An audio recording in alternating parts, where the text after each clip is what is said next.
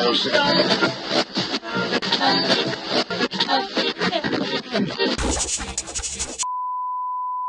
so what was it like in East London growing up on the streets? So like, what you socialised on? We had more street games. Street games. We didn't. Obviously didn't have television or computers and stuff like that. What we just I grew up during the war, so it was dark at the time, you know, there was blackout, and we had the sort of games where you wouldn't know, I don't know if you know, tin can copper, yeah, we had that, and like Jimmy Nacker, that's when you get runners and pushers up against the wall, and the others have to bend down like that, and then the others jump on their back and bounce up and down, and if they collapse, they've lost it. That was one of the games we played. And also another game we used to play was Carney. Oh, yeah. You play that, yeah? No, Teddy was telling us about it. Oh, really? Yeah. Yeah, you stack 3 stones up, you know, on top of each other, and you throw the ball, and when you break it, you have 2 sides. You have, like, say there's 6 of you, you have 3 on one side, 3 on the other. And if you knock that down, you've got to get it back stacked up before they can hit you with the ball, right? That was kind of, but we had lots of games, you know, that used to, and we had cigarette cards, you know, the card you get for cigarette. Well, we played games with them. You know, you threw them up the wall, a bit like they say pitch and toss now, like they play with money, but this, you threw it up, and if you got on top of the cards, you had them. You had to get on top of the other cards. So, but, oh yeah, it was. But I always thought that growing up was, it didn't worry me. But I mean, we were particularly poor. My dad died when I was 3. And my mum had 4 children, and I don't even remember my dad. And so, like, we were, as I say, particularly poor. We didn't have a lot of money, and it surprised me as I got older and went into the army. I couldn't believe that people had a lot more money than we did, you know. Yeah, we were a particularly poor family. I mean, I thought everybody was like it, but they weren't, you know. Committed in that. Violence. No, there wasn't. No, and you could go out.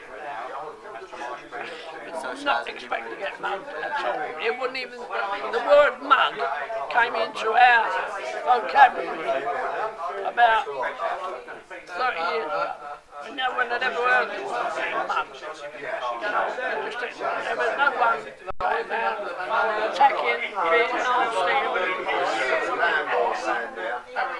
No, it was quiet time. I mean, really, when you look today, I grew up in what you call quite poor, poverty-wise, you know.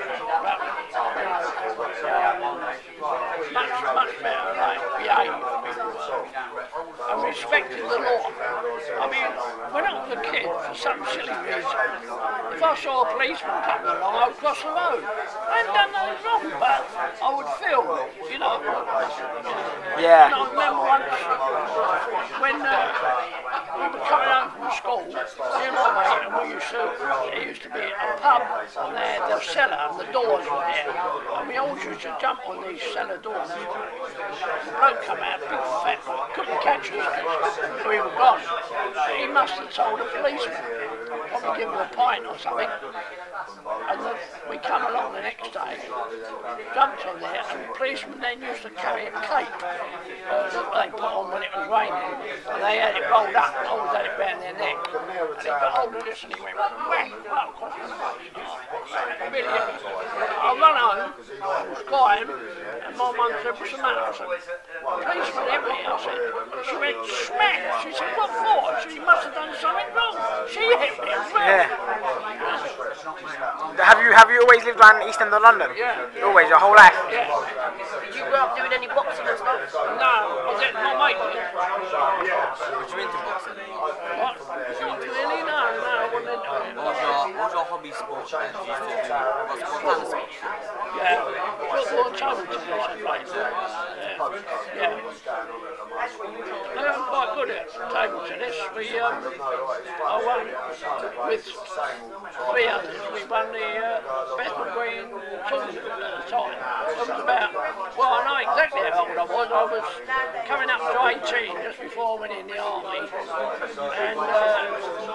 I remember all the medals and stuff we got. Someone else got them because I was in the army, and they got them.